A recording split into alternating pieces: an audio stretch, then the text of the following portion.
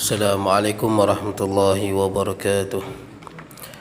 إن الحمد لله نحمده ونستعينه ونستغفره ونعوذ بالله من شرور أنفسنا ومن سيئات أعمالنا. من يهده الله فلا مضل له ومن يضلله فلا هادي له. أشهد أن لا إله إلا الله وحده لا شريك له وأشهد أن سيدنا ونبينا محمدا عبده ورسوله. اللهم صل وسلم وبارك على سيدنا محمد وعلى آله وأصحابه أجمعين. سبحانك لا علم لنا إلا ما علمتنا إنك أنت العليم الحكيم. رب اشرح لي صدري ويسر لي أمري واحلل عقدة من لساني يفقه قولي. اللهم لا سهل إلا ما جعلته سهلا وأنت تجعل الحزن والصعب إذا شئت سهلا. ولا حول ولا قوة إلا بالله العلي العظيم. أما بعد. Hadirin sajmaah yang dirahmati Allah, alhamdulillah pada malam ni kita dapat bertemu. Kita berhenti di muka surat 64 88. Betul? Qala musannifu rahimahullahu ta'ala wa nafa'ana bi ulumi fid darain. Kata pengarang, nama Allah Ta'ala yang ke-88 Al-Ghani. Al-Ghani, yang maha kaya. Allah terkaya dan tidak berkehendak kepada sesuatu yang lain, tetapi yang lain perlu kepadanya. Yani Allah Ta'ala kaya, tidak berhajat kepada apa-apa. Allah Ta'ala tak berhajat kepada apa-apa. Yani ghani. Wallahu ghaniyun 'anil 'alamin. Allah Ta'ala maha terkaya daripada sekalian alam. Allah Ta'ala tak berhajat pada apa-apa.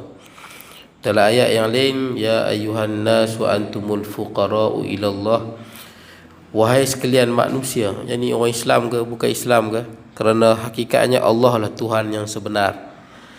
Wahai sekalian manusia, antumul fuqara'u ila Allah, kamu semua ini fakir, yakni memerlukan kepada Allah Subhanahu wa taala.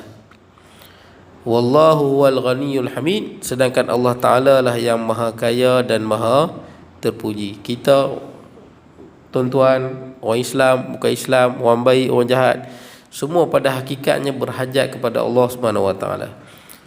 Allah Taala tak berhajat pada semua benda yang kita buat. Yang kita buat semua Allah Taala tak berhajat. Tu ghani tu maksud dia tak berhajat. Itulah orang yang kaya sebenar-benar dia. Baik. Dan di dalam hadis Nabi SAW termasuklah kita apa? Kalau amal ibadah kita sekalipun Allah Ta'ala tak berhajat. Allah Ta'ala tak berhajat kepada semayang kita, kepada puasa kita. Allah Ta'ala tak berhajat. Sebab tu jangan silap, ada setengah orang kadang-kadang bila dia senang dia semayang, bila dia susah dia malas semayang. Bila dia sihat dia semayang, bila dia sakit dia tak mau semayang. Dia rasa dengan dia tak semayang Allah Ta'ala rugi. Bukan macam tu. Allah Ta'ala tak berhajat kepada kita. Tak berhajat. Kan ada hadis Nabi SAW yang Nabi sebut, ya bna Adam, wahai anak Adam, law anna awwalakum wa akhirakum wa insakum wa jinnakum kanu ala atqa qalbi rajulin wahidin minkum ma zada dhalika fi mulki syai'a. Wahai anak Adam, sekiranya awal kamu, jadi daripada zaman Nabi Adam, wa akhirakum, sampai hari kiamat. Sekarang ni atas dunia ada 7.3 bilion, lebih kurang lah 7.2 bilion manusia. Manusia pada zaman Nabi Adam sampailah akhir zaman. Insakum wa jinnakum, manusia dan jin. Kita tahu jin lebih ramai daripada manusia. Semua baik macam manusia yang paling baik. Daripada zaman Nabi Adam tu, anak cucu cicit dia semua di seluruh dunia, sepanjang masa, sepanjang zaman sampai hari kiamat, semua baik macam manusia yang paling baik. Siapa manusia yang paling baik? Nabi Muhammad SAW. Semua baik macam Nabi Muhammad SAW. Semayang malam sampai bengkak-bengkak kaki, dengan istighfarnya, dengan tawaduknya, dengan doa penuh khusyuk dan khuduknya. tidak tambah dalam kerajaanku walaupun sikit. Allah Ta'ala Maha Kaya. Allah Ta'ala tak berhajat pada ibadah kita. Habis tu kenapa kita buat ibadah? Kemudian ada larangan, ada suruhan. Tak, kita kena solat, kena puasa, tak boleh berzina, tak boleh minum arak, tak boleh berjudi, macam-macam tak boleh. Pasal apa? Sampai ada dalam hadis Nabi sebut, ad-dunya sijnul mu'min. Dunia itu adalah penjara bagi orang yang beriman. Kita ada benda tak boleh buat kan? Yang ni tak boleh makan, yang ni halal, yang ni haram, yang ni dosa, yang ni pahala. Yang ni adalah, dunia adalah penjara bagi orang yang beriman. Ada benda yang kita tak boleh buat. Tak boleh makan rasuah, tak boleh makan riba, tak boleh berjudi, tak boleh minum arak. Banyak yang orang suka-suka tu lah. Pergi kelab malam, terlibat dengan maksiat. Orang Islam tak boleh. Dunia penjara bagi orang Islam. Wa jannatul kafir, dan syurga bagi orang yang kafir. Kenapa? Orang kafir dia tidak ada halal dan haram. Orang Islam tak boleh buat, dia boleh buat. Dia mana ada halal haram. Kita kena puasa, dia tak payah puasa. Kita solat, kita tak boleh suruh dia solat. Dia boleh hidup bebas. Jadi pasal apa kita kena ibadah? Sedangkan dalam hadis Nabi sebut Allah Ta'ala tak berhajat langsung. Maka kata ulama usul fiqh, disebut apa, syariah li maslahatil ibad. Segala undang-undang Allah ni untuk kebaikan manusia. Untuk kebaikan manusia. Contohnya tuan-tuan, tak boleh mencuri supaya kita boleh hidup lah tuan-tuan.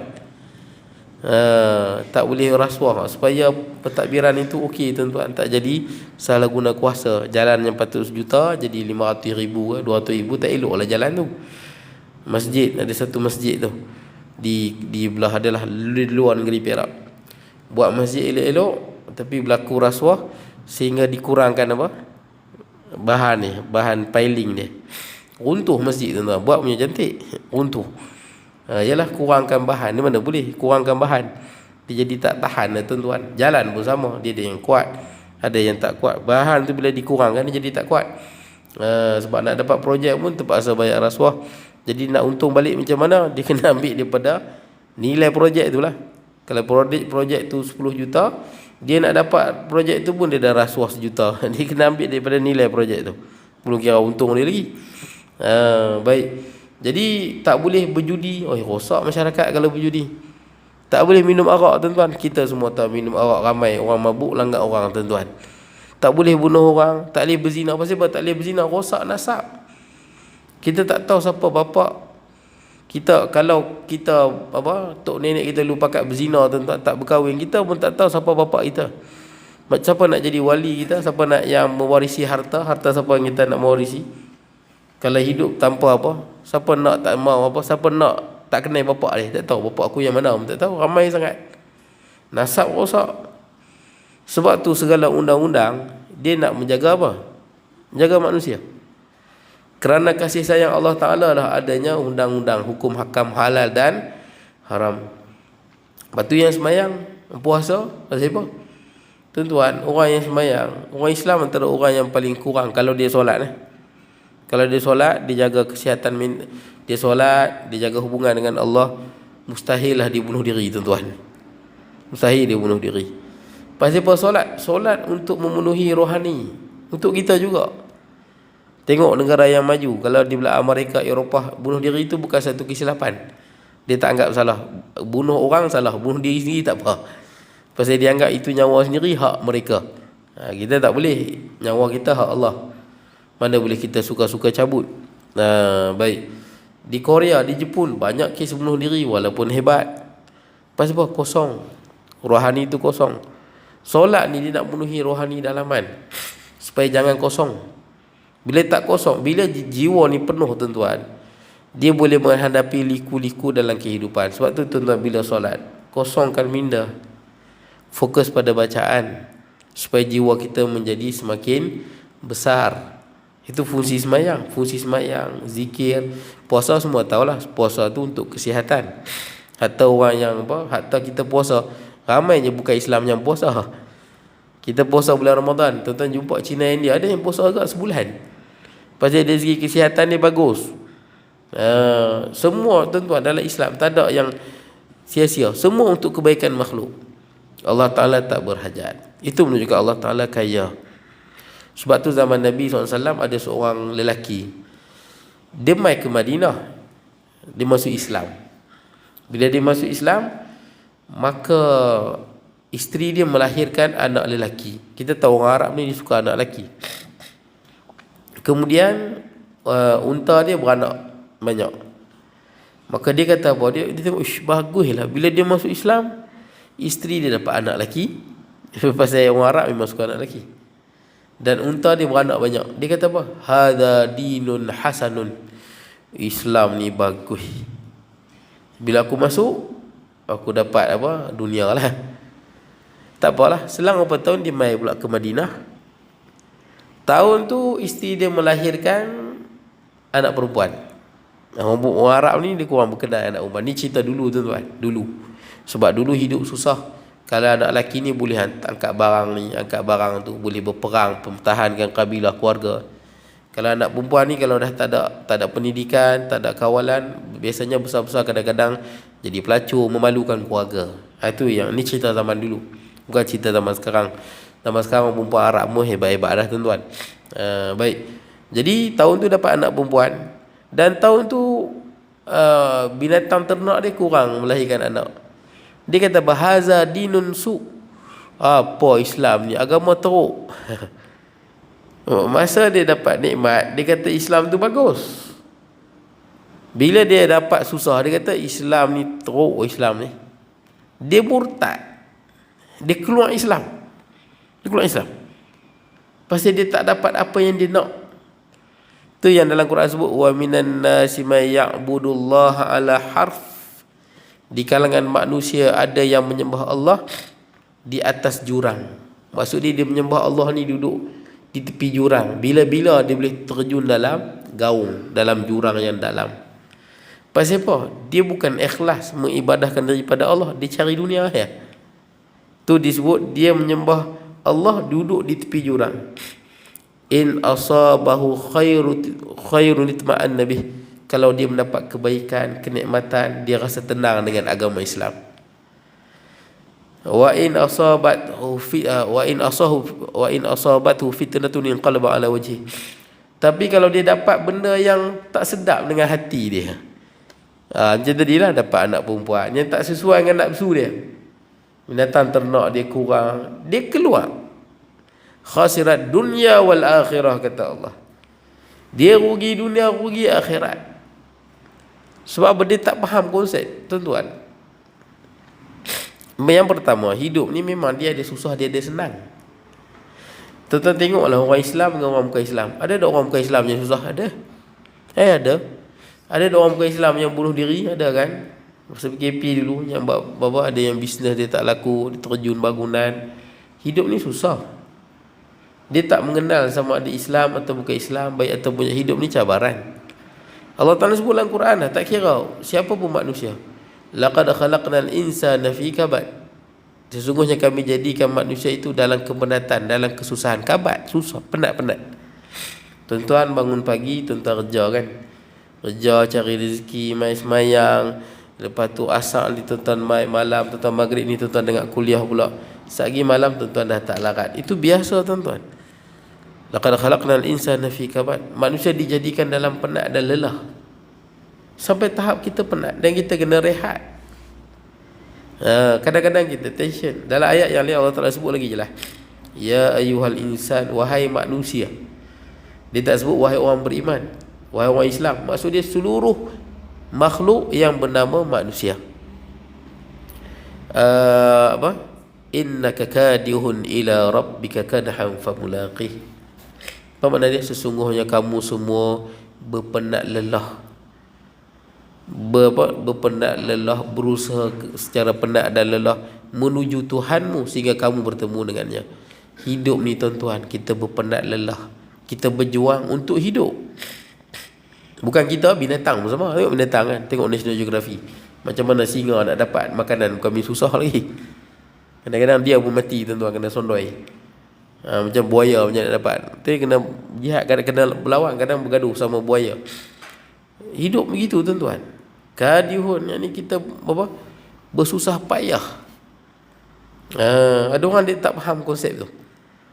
Adapun hukum Islam, syariat, ini untuk kebaikan kita di dunia dan di akhirat.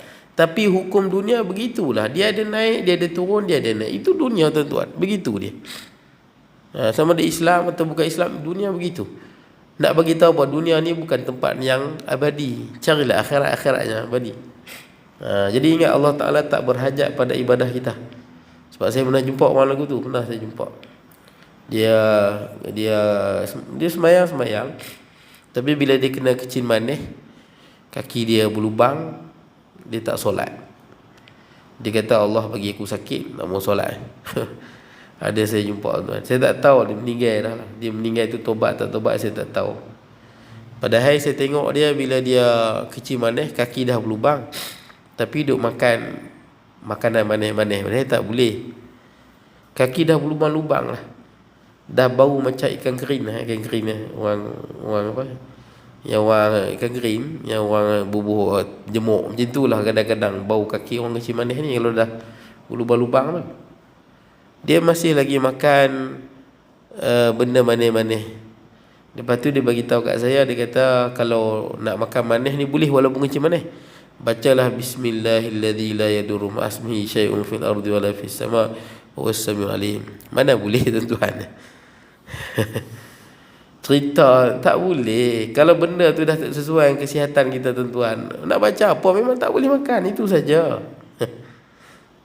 Yang bismillahirrahmanirrahim ni Nabi suruh baca bila kalau kita baca kita, bukan suruh makan makanan yang bahaya. Khalid Al-Walid dia dicabar oleh orang bukan Islam, dicabar bukan saja-saja. Buktikan kalau betul Islam tu betul, minum racun. Dia minum, dia baca tak jadi apa. Sebab dia nak tunjuk kebenaran Islam. Ini bukan saja-saja pergi minum ayat tebu. Kencing kaki dah berlubang. Tak boleh. Saya depan mata saya tengok memang tak jadi tuan-tuan. Saya beritahu depan mata saya. Kalau tuan-tuan dah kecil manis, doktor dah kata, tuan-tuan kalau kecil manis teruk madu pun tak boleh makan tuan-tuan. Tak boleh.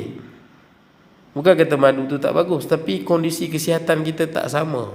Sebab dia ada fruktos dan memang dia akan jadi lebih berbahaya. Habatus sauda bagus kan, tapi ada orang kondisi tertentu tak boleh makan. Kita kena, dia dalam hadis Nabi ada sebut, Nabi sebut sesuai dengan zaman Nabi SAW. Tapi bila kita nak amalkan dalam kehidupan, kita kena tengok juga fasalu ahla dzikri in kuntum la ta'lamun. Kena ingat tu, itu kaedah dalam Quran, tanya pada orang yang pakar kalau kita tak tahu. Saya ada seorang kawan, dia buah pinggang dia rosak, baru rosak sikit, dia masuk hospital taping. Punca dia tu sebab dia makan, doktor semua trace, sebab dia baru umur 40-an macam tu. Dia sihat-sihat, tak ada penyakit apa. Kebanyakan orang rosak buah pinggang ni 64% di Malaysia ni kerana kecil manis.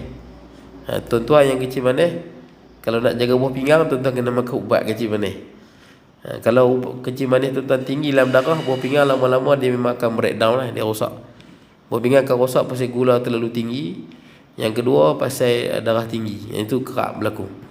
Buah pinggang dia akan breakdown. Tu doktor suruh makan ubat. Tapi banyak orang tak nak makan. Nanti tenaga mati, lemah lah, macam-macam kan. Memang saya tahu benda tu. Tapi kadang-kadang doktor ni bila dia nak bagi, dia tengok yang mana dia punya apa, mudarat dia kurang. Itu je sebenarnya. Kalau tak ambil boleh, tapi mati lagi cepat. Contohnya, kalau ambil mati lambat sikit. Kadang-kadang doktor macam tu dia tengok. Macam isu vaksin dan sebagainya, dia tengok mana kurang mudarat. Dan ubat ni kita tahu dia memang ada efek sampingan. Tapi kalau tak ambil, mana lagi teruk. Itu isu dia. Isu sebenarnya. Tak ambil lagi teruk ke? Ambil lagi teruk. Walaupun ubat tu dia ada kesan sampingan. Terutama pada orang lelaki lah. Ada kawan saya seorang kecil manis, dia nak doktor bagi ubat, kata ni macam mana ni, tenaga batin ni. Doktor kata akan memang ada efek akan datang. Dia pun tak nak ambil.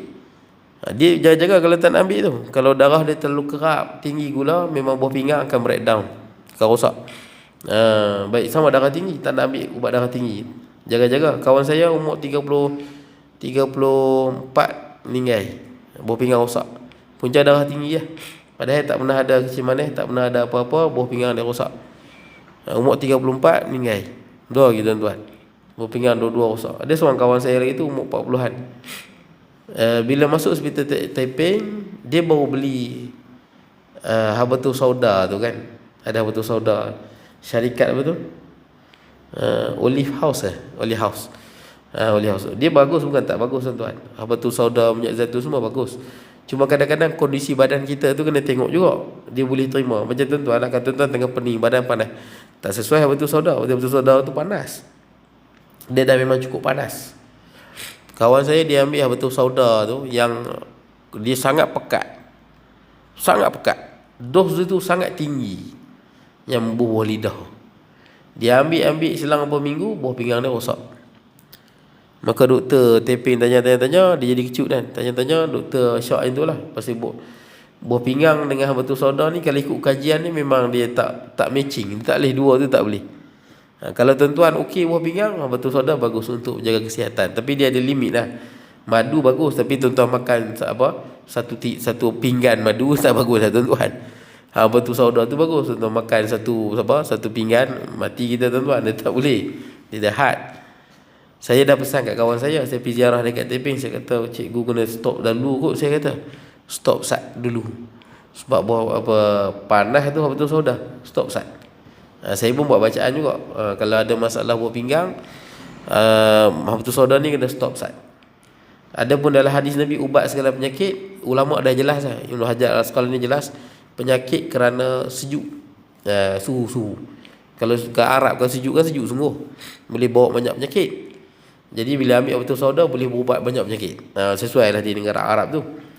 Saya pesan kat kawan saya lah, tapi dia kata tak apa Ustaz, saya ambil jugalah. Dia ambil juga habatus sauda tu. Tak apalah, dia ambil lah. Masa tu buah pinggang dia baru start rosak sikit. Sekarang ni buah pinggang dia rosak terus semua. Habis langsung. Dia agak, saya dah pesan awal dah kat dia. Sebab saya kata fasalu ahla dzikri in kuntum la ta'lamun. Bukan salah habatus sauda. Tapi kadang-kadang kita tak tahu dosnya sesuai dengan kita banyak mana, betul tak? Kondisi badan kita macam mana. Macam Nabi kan, ada sahabat Nabi yang sakit perut. Nabi tak suruh makan madu, Nabi tak suruh makan habatus sauda, Nabi tak suruh makan air zam-zam. Ada kaum Urainiyin tu.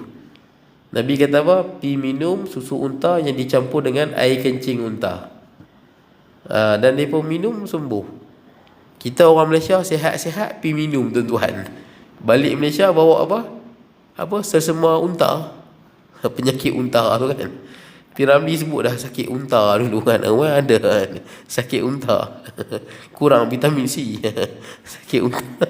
Ada kan. Jadi tuan-tuan, ada kita panggil MERS dulu. Sesama unta tu kan, macam COVID ke lah. Tapi COVID ni daripada burung ke apa tak tahulah. COVID jugalah ni daripada unta. Ramai yang terkorban tu kan, yang meninggal dunia. Lepas tu puncanya daripada ladang unta sebenarnya. Kita dalam mazhab Syafi'i mana boleh minum air kencing unta.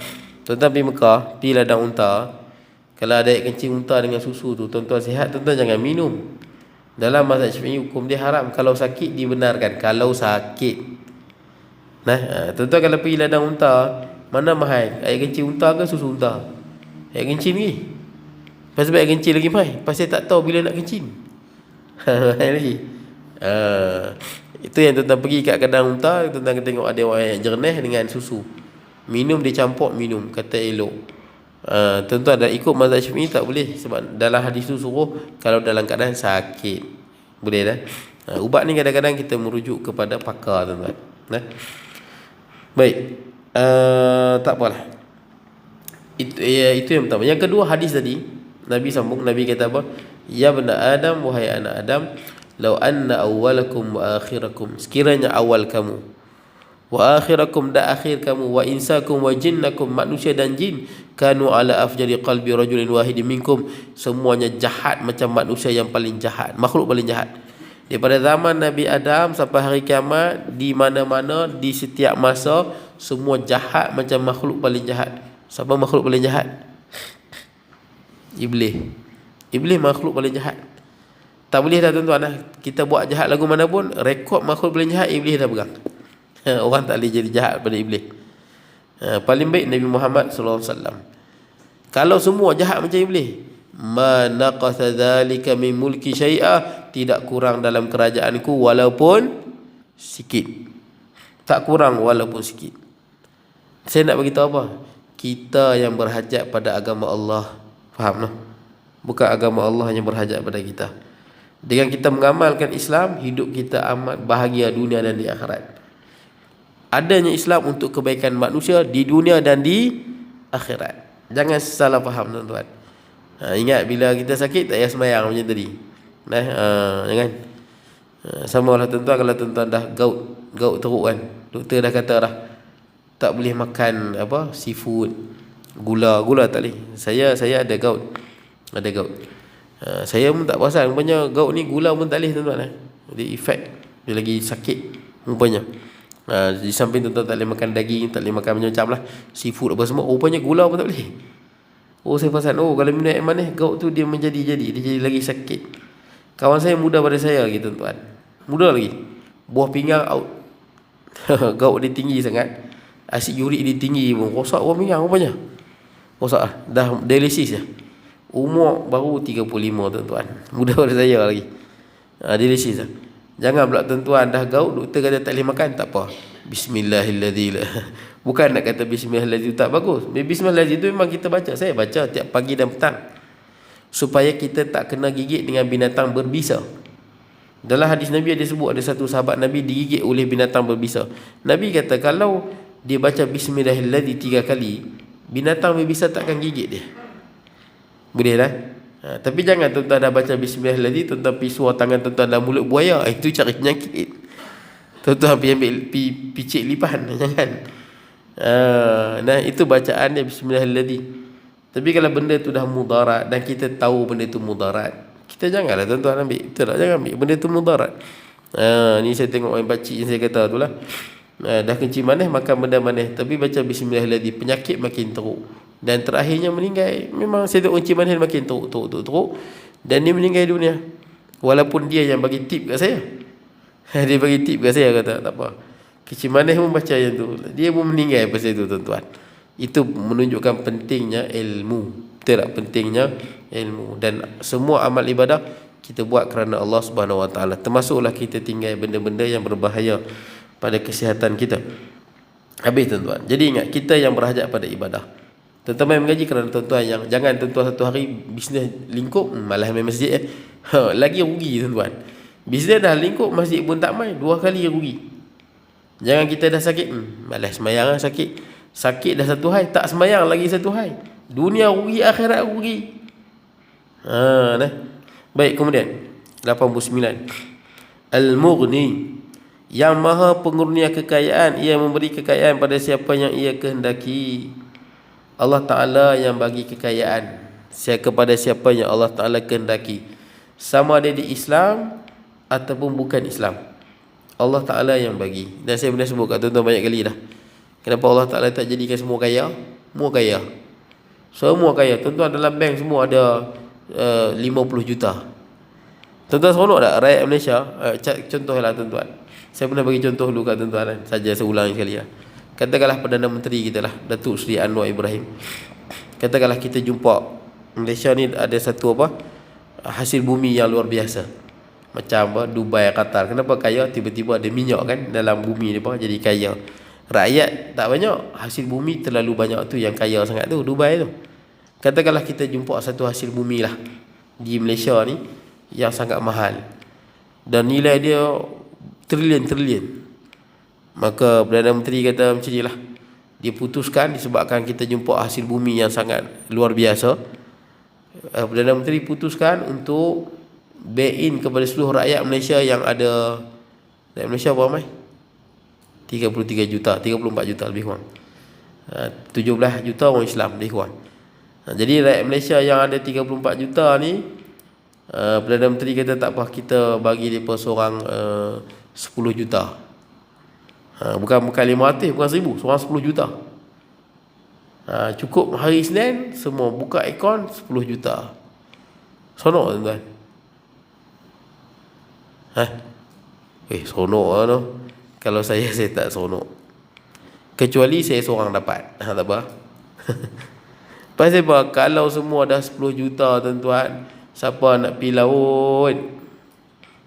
Siapa nak pergi kek sawit? Siapa nak buka bengkel kereta? Siapa nak pergi makan kat kedai kita yang habis-habis? Habis semua. Pasal apa? Semua pakat keliling dunia semua. Siapa nak jadi trafik duduk tengah jalan panas-panas duduk kawal lalu lintas? Siapa nak jadi pak guard?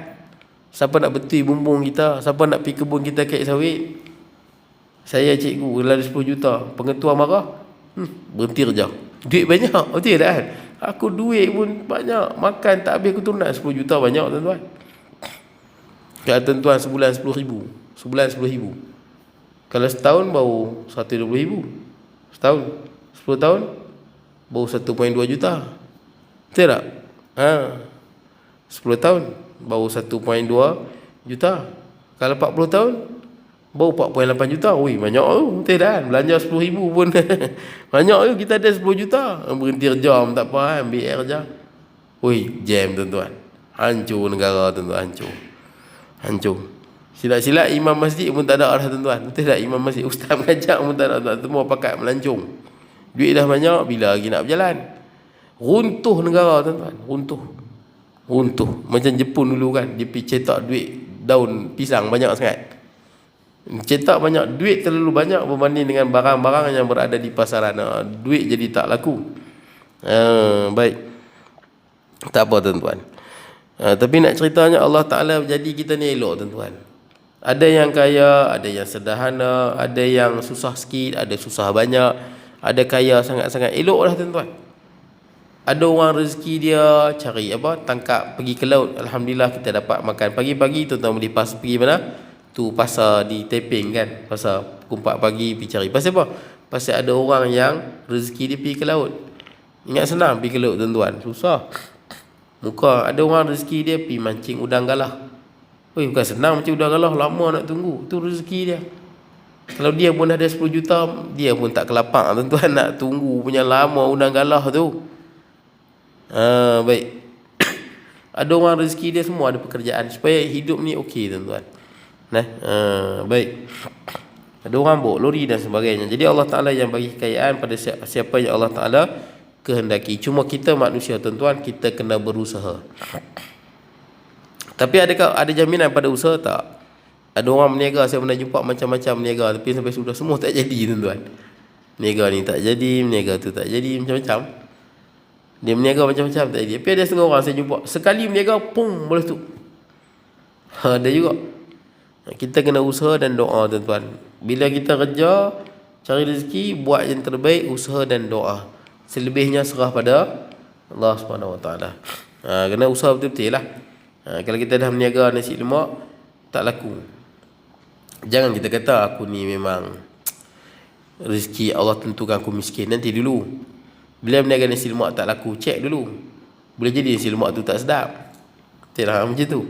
Jangan terus kita bila berniaga tak laku, ada orang santau. Dah bukan orang santau, nasi lemak tak sedap, buat sedap sikit. Nak buat betul. Ataupun kita cek betul-betul pasal apa tak laku lah. Oh, boleh jadi kita punya lokasi tak sesuai. Cari lokasi yang sesuai. Cari tuan-tuan supaya orang mempelbagaikan. Tu kata usaha. KFC kan, macam mana dia boleh laku? 500 kali dia cuba kan, 500 kali. KFC tu yang tuan-tuan tengok gambar dia tu, Colonel Sanders tu, Colonel Sanders gambar KFC. Dia jual lah sekali dia punya perniagaan. Dia umur 70 ke 60 lebih kot baru dia berjaya buat KFC tu. Itu pun setelah 500 kali dia cuba. Dia pandai masak. Resipi ayam tu resipi dia. Tapi dia tak ada modal buka kedai. Dia nak tumpang, minta kedai tolong jual. Kedai pertama tak mau, kedai kedua tak mau, ketiga tak mau. Dia keliling dengan mereka kan, California, Texas, minta tolong niaga barang dia. Dia tak ada modal buka kedai. Dia nak meniaga barang dia di kedai orang. Kedai pertama tak mau, semua tak mau. Ada orang kata mana orang makan lauk, betul tak? Makan ayamnya, nasi apa tak ada. Kedai pertama tak mau, dua tak mau, macam-macam orang kutuk. Mana boleh laku makan ayam saja, ratah ayam siapa mau. Kedai pertama 2, 3, 4, 5 semua tak mau. Sampai kedai yang ke-500 tak silap, baru kedai tu kata tak apalah, kita try lah. Try satu dunia dia KFC tuan-tuan. Maknanya kita kalau usaha betul-betul. Kalau buat sungguh-sungguh, ikhlas dan berdoa, jangan buat sambil lewa. Buat lebih kurang, lepas tu rezeki aku takat ni bukan. Buat guna ilmu, buat sebaik mungkin. Baik. Kemudian yang ke-90 al-mani'. Yang maha penghalang, dialah yang dapat mencegah sebab-sebab yang membawa kecelakaan dan kebinasaan. Sebab-sebab kecelakaan dan kebinasaan. Itu kita minta lindung pada Allah daripada sebarang bala dan musibah. Itu ada doa Nabi bacakan yang bagus. Allahumma inna na'udzubika min jahdil bala. Ya Allah, kami minta lindung denganmu daripada bala yang berat. Bala yang berat, ujian yang berat. Wa darakis syaqa, dan apa? Terkena kecelakaan, yakni masuk neraka ataupun melakukan maksiat. Wasu'il qada, dan ketentuan-ketentuan yang buruk pada pandangan kita. Apa ketentuan yang buruk? Kemalangan, sakit, jatuh tangga. Apa ketentuan-ketentuan yang pada sudut pandang kita itu tak bagus, tidak menyenangkan kita. Wa syamatatil a'da, dan senyuman para musuh. Syamatatil a'da, contoh kita hidup ada orang benci kita. Kita dalam hidup kadang bagus lagu mana pun ada orang dengki dengan kita. Kadang jiran dengki lah, adik-beradik pun kadang sama. Tak boleh tengok adik-beradik lain senang, dengki dengan adik-beradik lain. Jiran, mungkin rakan sekerja, dengki. Kita minta lindung daripada Allah. Daripada apa? Senyuman-senyuman orang yang dengki dengan kita. Para musuh kita. Musuh kita ni apa? Dia suka kalau kita sakit, kalau kita susah, kalau kita ditimpa musibah, dia akan senyum. Kita minta lindung daripada Allah daripada senyuman-senyuman para musuh kita. Pasal musibah yang menimpa kita. Wa syamatatil a'da. Dan kita juga minta lindung dengan Allah dalam doa qunut kan. Wa qini syarra ma qadait. Apa makna dia tu? Bagus tu. Tuan-tuan kalau baca doa qunut, kalau tuan-tuan faham, mungkin ramai yang dah faham tuan-tuan, tapi makna dia bagus. Kalau kita kita bertadabbur, masa kita baca tu kita tadabbur makna dia bagus, makna dia. Makna doa qunut antaranya itu. Wa qini syarra ma qadait. Apa makna dia? Dan peliharalah aku dari apa? Ketentuan-ketentuan yang buruk. Mana dia kalau lah dalam hidup kita ni sagi kemalangan, sagi dalam ketetapan Allah ni kita jatuh tangga, sagi kita sakit, kita minta lindung daripada ketetapan-ketetapan yang buruk supaya kita selamat tuan-tuan. Dalam takdir Allah, kita keluar ni nak pergi kenduri accident. Contoh, kita minta lindung supaya apa? Benda tu tak berlaku. Ketentuan itu tak berlaku. Syarra ma qadai, keburukan apa yang telah ditetapkan. Itu kata Al-Malik, Allah lah. La yaruddul qada illa bid-du'a. Ada hadis kan? Tidak ada apa-apa yang boleh menolak ketentuan Allah kecuali doa. Tu kena berdoa banyak supaya ketentuan-ketentuan yang tidak menyenangkan, kita berdoa pada Allah. Siapa yang berdoa pada Allah tuan-tuan dengan merendah diri, harap pada Allah semata-mata, dia akan rasa tuan-tuan. Dia akan rasa tuan-tuan. Siapa yang daripada muda doa selalu nak dapat isteri yang soleha, baik, insya-Allah tuan-tuan, kalau doa dengan ikhlas dan dia pun berusaha ubah diri dia akan, Allah Taala akan bagi tuan-tuan. Siapa yang daripada muda tuan-tuan, dia ada anak, daripada tiap-tiap hari tak lupa doa pada anak. Ni kadang-kadang kita lupa tuan-tuan. Ni nasihat pada mak dan ayah. Adakah kita doa untuk mak anak-anak kita? Sebab doa tu mustajab. Da'watul walid ala waladih. Antara doa yang tidak ada hijab antara apa? Hamba dengan Allah, doa ibu bapa terhadap anak. Ni kita yang ada anak ni doa tak selalu untuk anak. Di samping kita harap nanti kita dah tua anak doa kat kita. Ni masa anak kecil ni lah kita doa. Doa supaya anak kita berjaya dunia dan akhirat. Doa anak kita dapat pasangan yang baik-baik walaupun kecil lagi.